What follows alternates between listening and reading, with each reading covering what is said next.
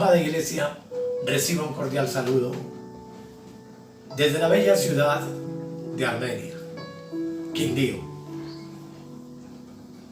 Hoy queremos presentar un saludo a todos los hermanos y amigos que han tenido a bien ver este video, para contarles que el propósito de este ministerio es edificar a la iglesia en el conocimiento y en la sabiduría de Dios a través de su palabra, para que todos lleguemos a un entendimiento y a una estatura en Cristo. ¿Cuál es el propósito de Dios para todos nosotros? Dice la palabra de Dios antes de orar en San Juan capítulo 8 versículo 31. Dijo entonces Jesús a los judíos que habían creído en él: si vosotros permaneciereis en mi palabra, seréis verdaderamente mis discípulos, y conoceréis la verdad, y la verdad os hará libres. Padre amado, en esta hora nos acercamos a ti en el nombre de nuestro Señor Jesucristo, bajo la guianza y la dirección del Espíritu Santo, para rogar, mi Señor, abras nuestro entendimiento, nos ayudes a comprender tu pensamiento, a entender tu perfecta voluntad y todo lo que tú has venido haciendo desde el comienzo de la creación hasta nuestros días. Y nos ayudes, amado Dios de gloria, a estar agradecidos con esa obra perfecta que tú has hecho con nosotros en este postrer de los días, en este final de los tiempos. Te damos gracias en el nombre de Jesús. Amén, amén y amén. Comenzamos leyendo cómo Jesús dice a los judíos que permanecieran en su palabra para ser verdaderamente sus discípulos. Amigo y hermano, esto es una condición fundamental. Ser discípulo de Cristo no es asistir a una reunión, a una iglesia o a un culto. Ser discípulo de Cristo es permanecer en su palabra. Pero para poder permanecer en su palabra, tú y yo necesitamos conocer la palabra, entender la palabra. Por eso el Señor dice: y conoceréis, en un proceso que nos lleva mucho tiempo, la verdad, y la verdad os hará libres. Necesitamos tiempo, hermanos, a solas con Dios, a solas con su palabra, para recibir su revelación completa, la cual está resumida en la carta a los Efesios, capítulo 1, del verso 3 al versículo 10.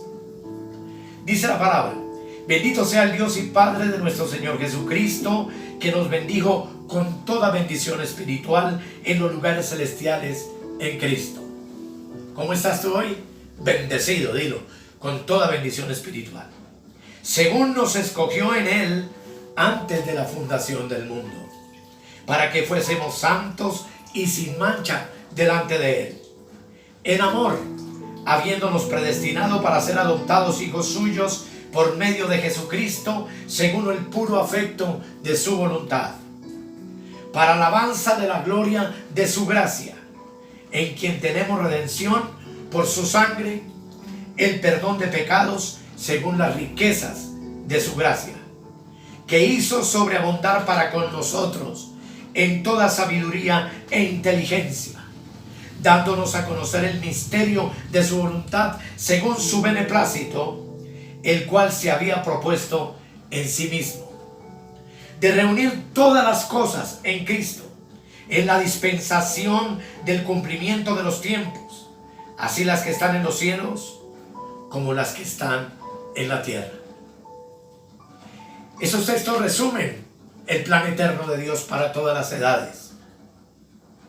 En ellos encontramos nuestra identidad, donde yo sé que estoy bendecido con toda bendición espiritual, donde yo sé que Él me escogió desde antes de la fundación del mundo, donde yo sé que Él Me llamó para que fuese santo y sin mancha delante de Él. Y me predestinó desde antes de la fundación del mundo para ser adoptado como su hijo, según el puro afecto de su voluntad. Y lo hizo para que tú y yo nos convirtiéramos en instrumentos de alabanza y gloria de su gracia. Para ello nos redimió y para ellos perdonó nuestros pecados. Tú y yo somos redimidos, tú y yo somos perdonados.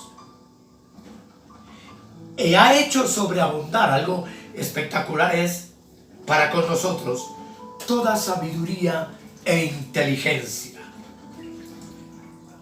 al darnos a conocer el ministerio de su voluntad, según su beneplácito, el cual Él se había propuesto desde antes de la creación de todas las cosas en sí mismo, de reunir todas las cosas en Cristo, en la dispensación del cumplimiento de los tiempos, así las que están en los cielos como las que están en la tierra. Esto es un propósito inmenso que conlleva de parte tuya y mía mucho tiempo para poder conocer esta verdad, mucho deseo de permanecer en su palabra para que como discípulos suyos seamos por Él enseñados.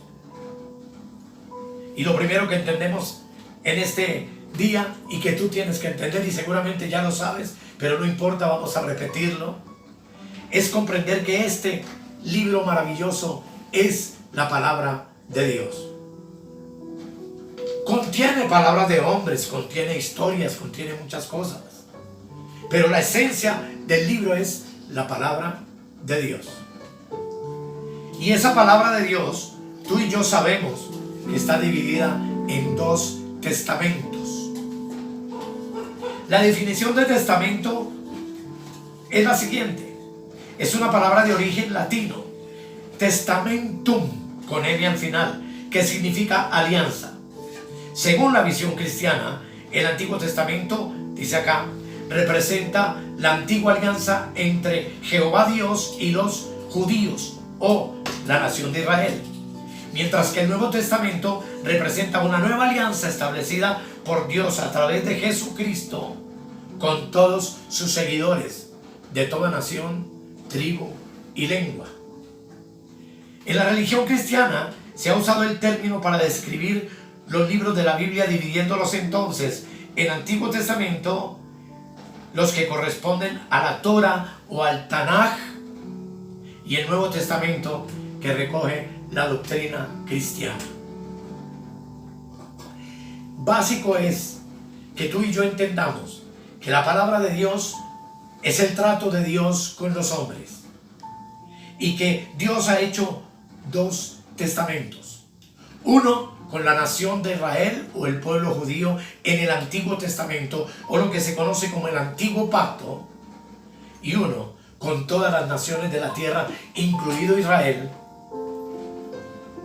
que se conoce como el Nuevo Pacto.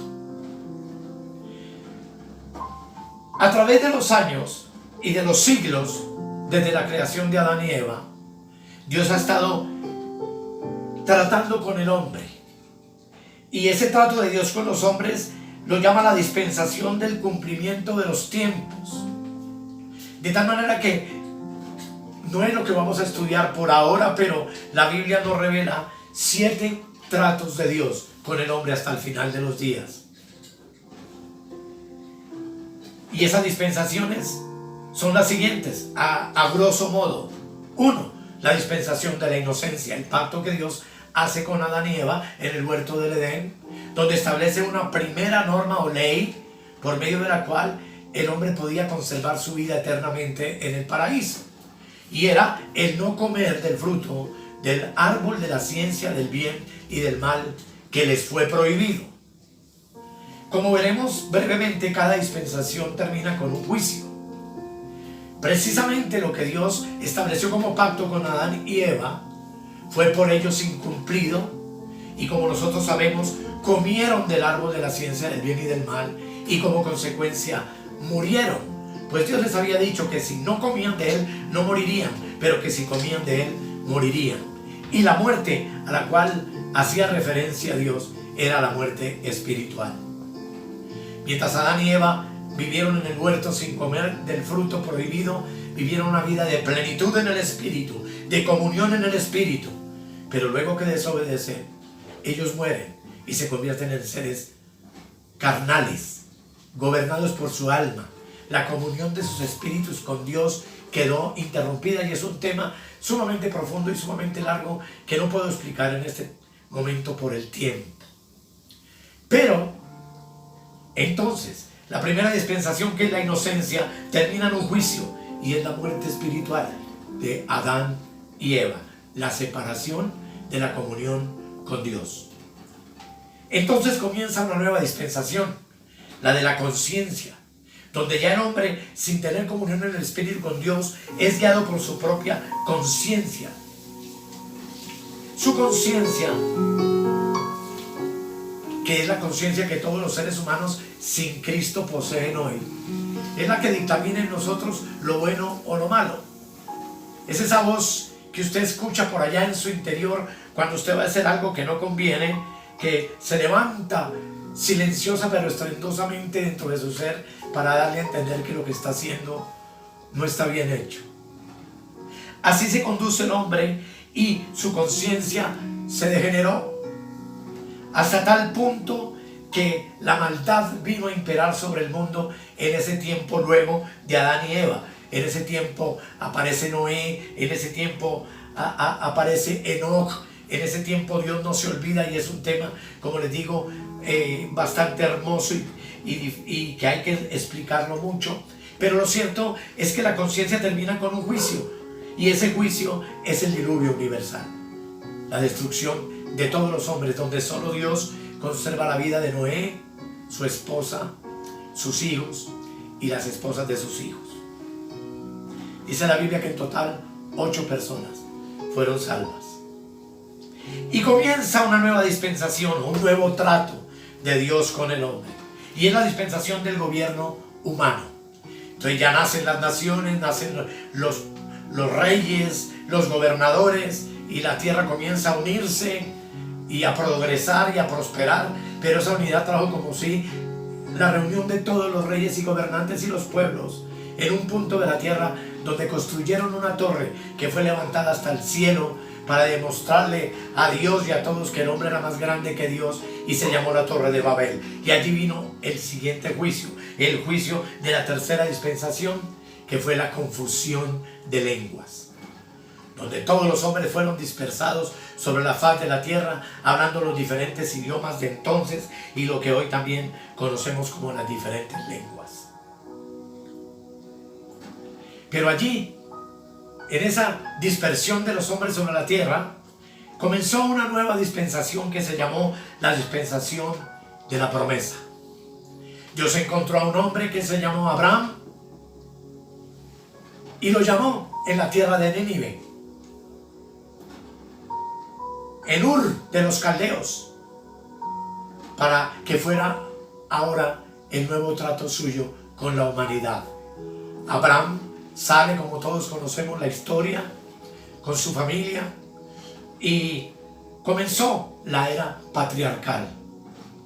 Es bien largo el proceso, pero bueno, sabemos que Abraham y Sara engendraron un hijo que se llamó Isaac, otro que se llamó Ismael. Pero sabemos que de Isaac vinieron las 12 tribus de Israel, y ahí el plan de Dios estaba siendo gestado. Fue el tiempo de la promesa. Pero vino un tiempo terrible también para esta promesa, e Israel cayó, y Israel fue llevada cautiva a Egipto. Allí en Egipto fueron hechos esclavos por Faraón, y conocemos la historia. Y finalmente el pueblo egipcio fue destruido y su gobierno, e Israel salió de la esclavitud en busca de la tierra prometida, en busca de Canaán, en la siguiente dispensación, que es la quinta, y que se conoce como la dispensación de la ley. Allí se levanta Moisés, y que todos nosotros conocemos la historia, y allí el pueblo comienza a peregrinar por el desierto, comienza sus guerras, sus batallas y la fundación de las naciones, vienen los reyes, viene el trato de Dios para con Israel, hasta los tiempos de establecer un nuevo pacto. Ese pacto de la ley fue un fracaso para los judíos, fue un fracaso para la nación de Israel. Y tenía que terminar también con un juicio. El juicio fue la cruz, la muerte de Jesucristo, de Dios mismo, quien para finalizar esta quinta dispensación legal se hizo hombre y habitó entre nosotros, en la persona de Cristo, del Mesías. Y el juicio sobre la ley cayó en la cruz del Calvario con la muerte y la crucifixión de nuestro Señor Jesucristo. Esto abrió la sexta dispensación, que es la que tú y yo estamos viviendo hoy. Una dispensación que lleva casi 2000 años y se llama la dispensación de la gracia. Hoy tú y yo vivimos por gracia. Hoy tú y yo no vivimos por obras, sino por la fe, y todo eso son fundamentos doctrinales que no alcanzamos a explicar ahora, pero que nos revela la dispensación de los tiempos, de los tratos de Dios con el hombre, con un solo propósito, y era reunir todas las cosas en Cristo. Así que la gracia termina con un juicio. El juicio de la gracia es la gran tribulación. Un periodo de 7 años donde ocurren diversidad de eventos que por el tiempo no puedo compartirles, pero que lo que quiero que entendamos es esta verdad hoy. Antes del periodo de la tribulación, la iglesia de Jesucristo, que fue ganada por Cristo con su muerte en la cruz del Calvario, será traspuesta, será arrebatada. Y los juicios de Dios por 7 años se derramarán sobre la tierra. Ese juicio de la gracia, que es la gran tribulación, abre entonces el campo a un nuevo cielo y a una nueva tierra, la cual Dios traerá después de todas las catástrofes que van a venir sobre el planeta, a la institución del reino milenial. Es la séptima dispensación. 1000 años de reinado de Cristo sobre la tierra con su iglesia. 1000 años de bendición y de muchas cosas que la Biblia nos describe, pero no tengo tiempo de compartirles ahora, que culminan con un juicio. El final de esto será, como dice el libro de Apocalipsis, al final de todos los tiempos. Dice el libro de Apocalipsis una verdad maravillosa que vale la pena mirar un poco. Todo esto tiene una explicación profunda, extensa, horas de estudio, pero que han sido reveladas por el Señor para que tú y yo tengamos esa sabiduría. Pero al final de los 1000 años, Satanás será atado, desatado, porque ha sido atado antes de los 1000 años, será desatado una vez más sobre la tierra, vendrá de nuevo el caos, la destrucción, y finalmente vendrá el juicio de Dios poniéndole fin a esta creación. Ya luego habrá cielo nuevo, tierra nueva, y de todo eso podrá uno hablar en el futuro.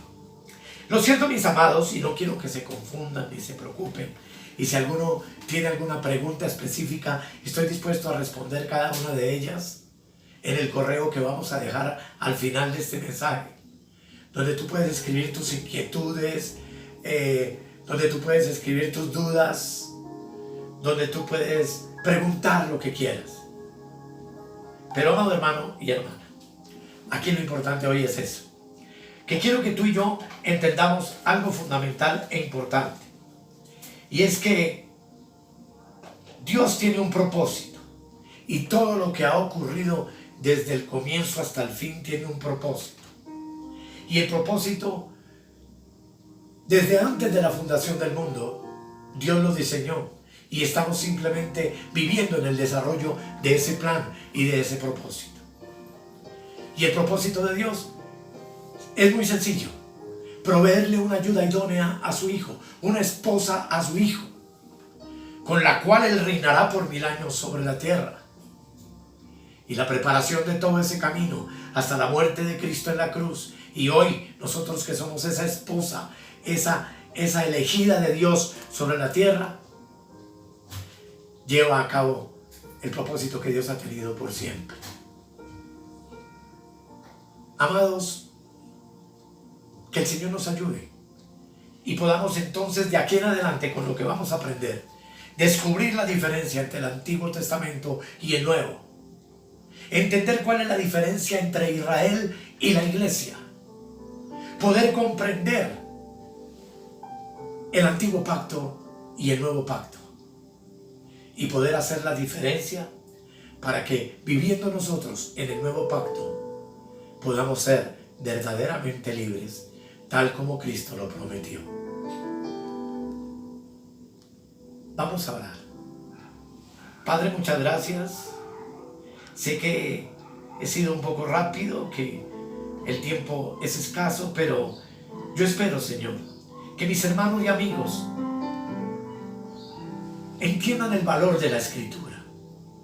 Podamos entender que somos el pueblo llamado por Dios a predicar el Evangelio de las buenas nuevas, de las buenas noticias, y a comunicarle al hombre que Dios lo amó tanto que entregó a su Hijo unigénito en la cruz del Calvario, para que todo aquel que en él crea no se pierda, mas tenga vida eterna. Pues Cristo no vino a condenar al mundo, sino a salvar al mundo y a revelarle al mundo el plan eterno de Dios para todas las edades. Señor, gracias por la dispensación de la inocencia, de la conciencia, del gobierno humano, de la promesa, de la ley, de la gracia y del reino milenial que completan tu plan eterno. De reunir todas las cosas en Cristo, pues ese es tu acto soberano y ese ha sido siempre el deseo de tu corazón desde antes de la fundación del mundo. Para esto, mi Señor, necesitamos una mente renovada. Y vamos a necesitar renovar el espíritu de nuestra mente para poder entender tu voluntad y poder nosotros ser llenos de toda la sabiduría e inteligencia que tú tienes para tu pueblo. Te doy gracias en el nombre de Jesús. Amén, amén y amén. Gracias, hermanos. El próximo tema que quiero que compartamos es que entiendas que entonces tú y yo somos los administradores de este misterio. Muchas gracias. Buen día.